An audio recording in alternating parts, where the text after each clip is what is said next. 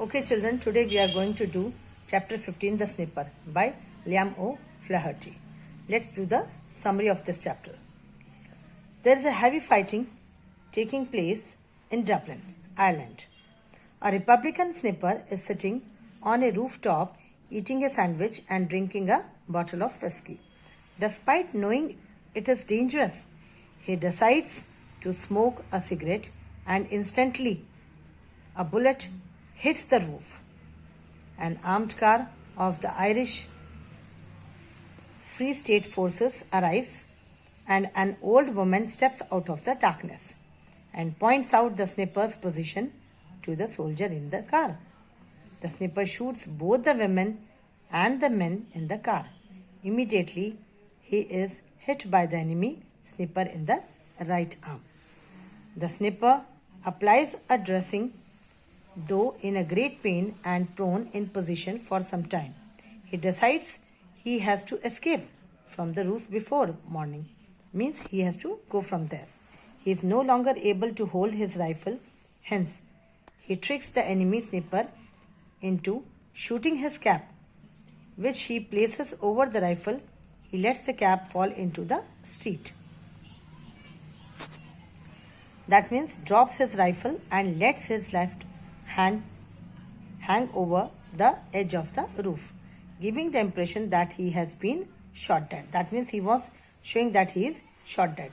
The enemy snipper then stands up clearly and only to be shot instantly by the Republican snipper with a revolver.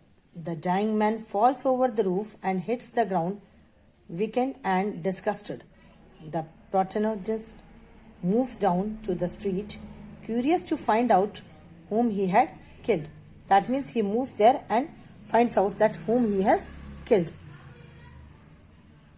The snipper darts across the street. A machine gun tears up ground around him with a haul of bullets.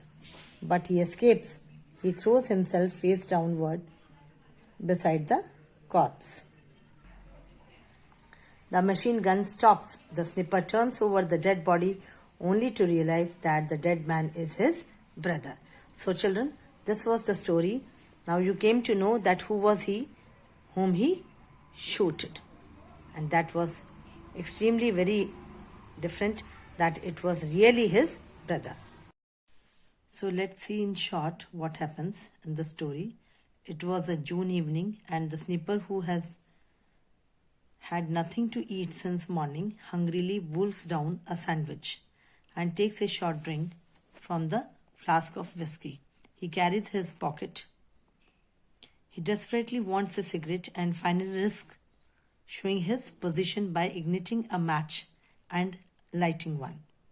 Instantly, a bullet hits the wall near him.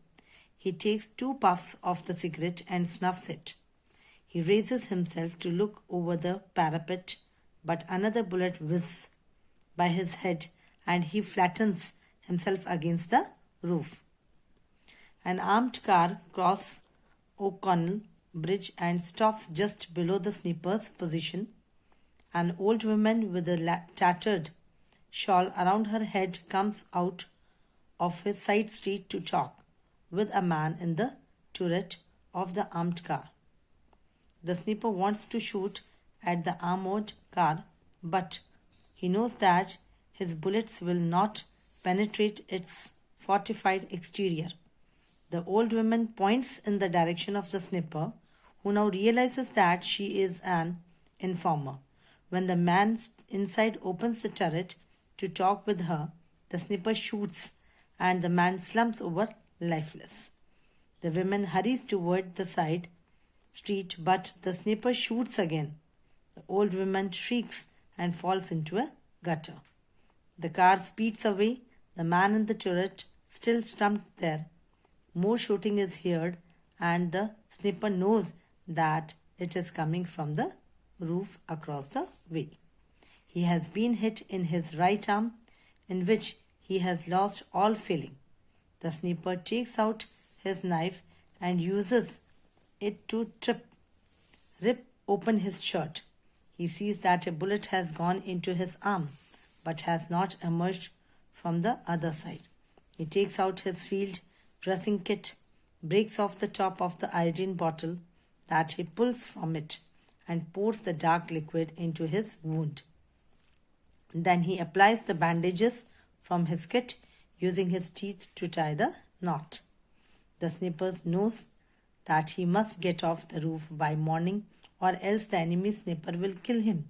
He realizes that the snipper on the roof across the way is watching him every minute and will not let him get away.